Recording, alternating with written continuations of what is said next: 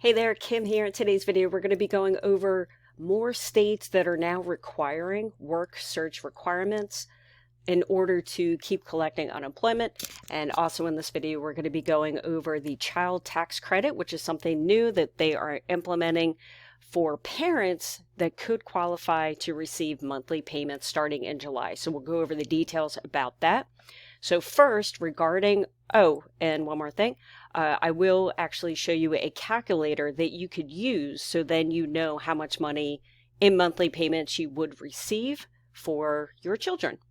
So first, just want to keep you updated, and in my goal is for in future videos to keep growing this list, because I know as time goes on, there's going to be more and more states that are going to be requiring you to continue or start to document your work search requirements.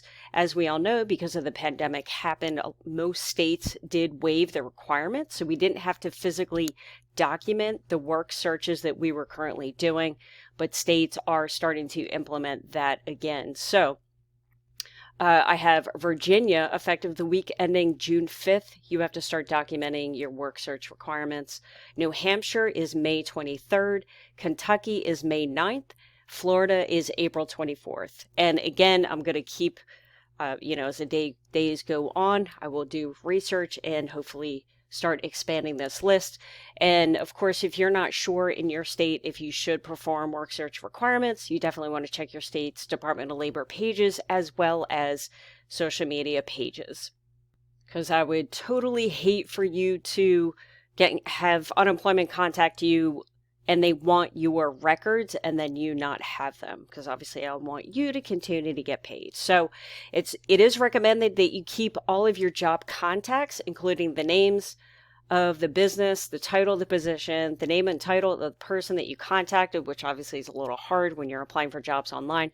But I would save any emails that you have, any correspondence that you receive, even the canned emails that you receive from the company. Sometimes when you apply for a job, you get a canned email back saying, yeah, we received your application. I would keep all that stuff. Date and the method of contact, and you will be required to provide these details. Depending on the state, you could have to prove that you did all this as you start to certify. Of course, every state is different. So that is it for the work search requirements. Again, definitely check your state's Department of Labor to see if they have implemented that for you. Hopefully, if they have, they've been in contact. Okay, so next thing that I want to go over is the child tax credit, which I'm sure you've probably heard a lot of information about. I wanted to shed some light on the details of exactly what's going on with that. So what it is if you have a child, we currently receive $2,000 every year for a child tax credit. So at the end of the year, when we go to file our taxes, we would then receive a $2,000 tax credit for children age 16 and under. So a couple of things are happening. Number one, they're increasing this amount from $2,000, they're increasing that up to $3,600 per child. And also what they're doing is, instead of you receiving that credit at the end of the year when you go to file your taxes, you could receive a monthly payment starting in July. So this summer, families with children 17 and under will receive checks of up to $3,600 per child. And of course, this is on top of the $1,400 stimulus check. This plan the goal is to cut poverty by a third and child poverty by nearly half. So that's the goal of this. And with the average cost of housing, feeding a child, and clothing a child at more than $1,000 a month, the expansion of the child tax credit could pay for as much as 2/3 of the yearly cost of raising a child. So the details that I'm going to go over is currently in effect for the year 2021. But they are looking to expand this exact same program up until 2025. So we'll see what happens with that, because I think it's a great way for, parents to receive monthly income. It could definitely help out a lot of families. So who qualifies for this?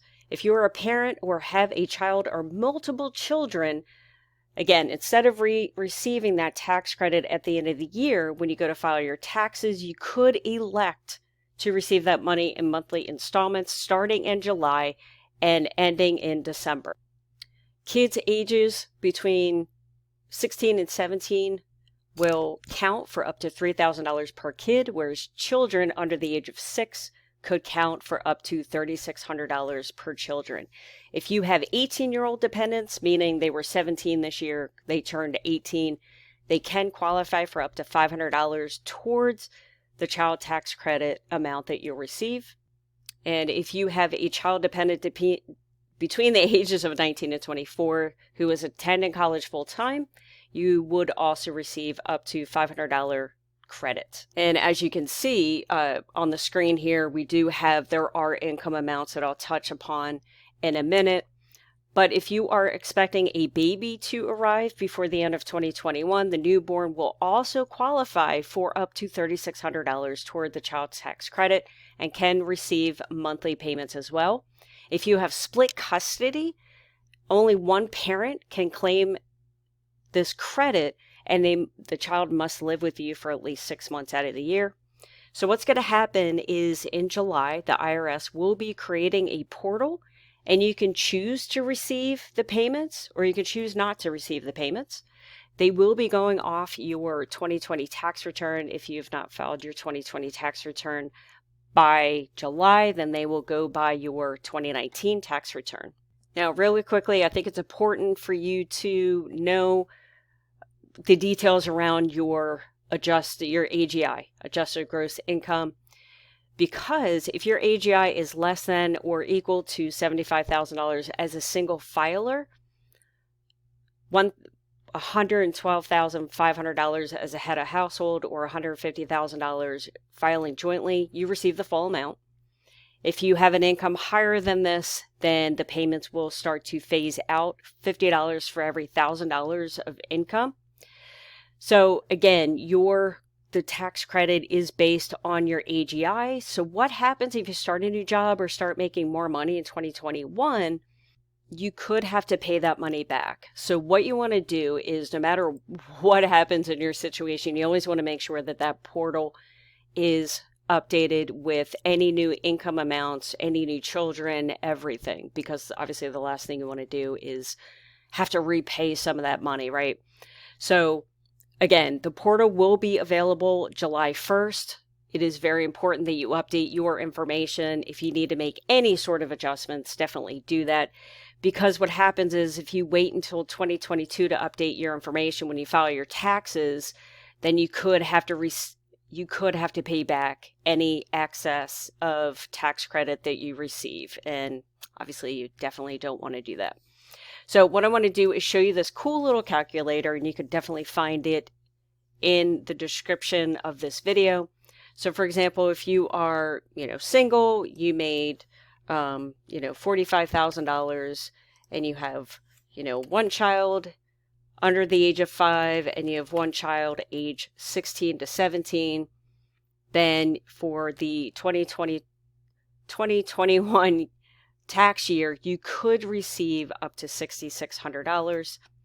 And I forgot to mention that, so in this situation, the total tax credit for two children is $6,600. And the way that they would split that up is cut it in half, right? July through December is 6 months. And so what they'll do is you'll receive $3,300 in 6-month payments from July to December. And then what you'll do then is receive the remaining balance, which is $3,300 after you file your 2021 taxes in the year 2022. So hopefully that makes sense. So $3,300, let's see, divided by 6. So this person would receive $550 starting July, ending in December, and then they will then be able to receive the $3,300 credit when they go file their 2021 taxes. So hopefully that makes sense. This calculator is kind of cool. And then you could figure out, if you do indeed get a job, because I'm sure a lot of people that are watching my channel are probably unemployed right now, unfortunately. But if you were to get a job, you can put in your income and see if that, hurts the child tax credit or decreases it a little bit or not. So thought that was pretty helpful. So hopefully this video is helpful. Obviously, if you have any questions, definitely let me know in the comments. Thank you for watching this video, and I will see you on the next one.